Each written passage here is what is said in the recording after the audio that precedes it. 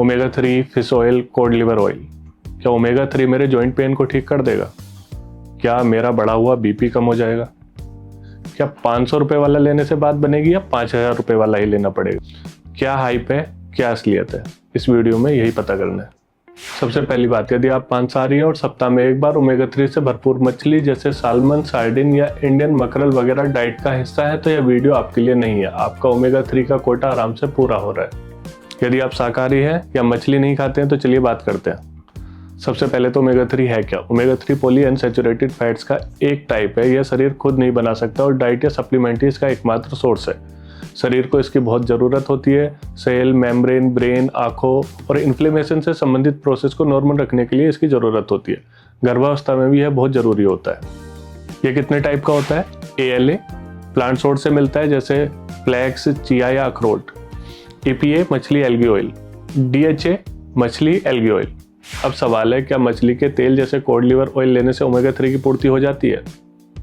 नहीं, मछली के तेल जैसे कॉड लिवर ऑयल में ओमेगा 3 सही मात्रा में नहीं होता। इसके लिए विशेष सप्लीमेंट की जरूरत होती है। ओमेगा 3 का असली सोर्स क्या है? क्या यह मछलियों के शरीर में बनता है?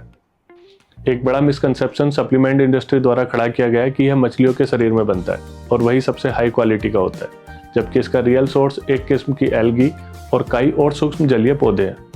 उस एल्गी को बहुत छोटे जलीय जीव खाते हैं, फिर उनको छोटी मछलियां खाती हैं और फिर उन छोटी मछलियों को बड़ी मछलियां, जिससे उनके शरीर में ओमेगा 3 पहुंचता है। इसलिए इन जलीय जीव जंतुओं को खाने वाली छोटी मछलियों में ओमेगा 3 सबसे ज्यादा होता है। अब आते हैं हमारी बॉडी पर। प्लांट से मिलने वाले ओमेगा 3 ALA को शरीर EPA और DHA में बदलता है और कन्वर्जन रेट 5% के आसपास होता है।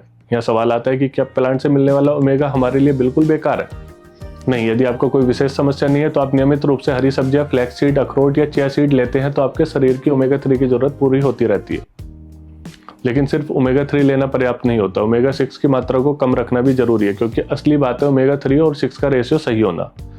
1:1 से लेकर 1:4 बेस्ट रेशियो रहता है। हाँ जी, सभी तरह के वेजिटेबल ऑयल में ओमेगा 6 मिलता है और इसकी ज़्यादा मात्रा ओमेगा 3 और 6 का रेशियो बिगाड़ देती है। नतीजा होता है इन्फ्लेमेशन। बेस्ट सप्लीमेंट क्या है? वही जिससे मछली ओमेगा 3 लेती है, यानी खास फिश की एल्गी से बना ऑयल।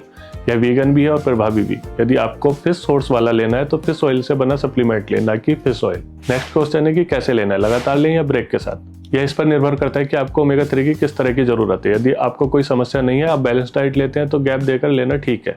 यदि आपको कोई समस्या है जैसे दिल या जोड़ों आदि से जुड़ी हुई, या आप सीनियर सिटीजन हैं तो नियमित रूप से लेना ही ठीक है। EPA और DHA मिलाकर 250 से 500 mg की डेली डोज सेफ है। इससे ज्यादा मात्रा सिर्फ डॉक्टर के सुपरविजन में ही ले सकते हैं। ओमेगा 3 का ब्लड थिनिंग इफेक्ट होता है, इसलिए यदि आपको डॉक्टर ने ब्लड थिनर दे रखे हैं तो बिना डॉक्टर की सलाह के इसका सप्लीमेंट न ले। किसी तरह की सर्जरी के पहले भी इसे बंद करना जरूरी है। अच्छा सप्लीमेंट का कैसे पता करें? इसमें EPA 400 to 700 mg, DHA 200 to 500 mg and total EPA plus DHA 600 to 1200 mg। TG और RTG form, third party purity testing, IFOS, USP, NSF। इस तरह के वीडियो आगे देखने के लिए चैनल सब्सक्राइब कर लीजिएगा। Thank you.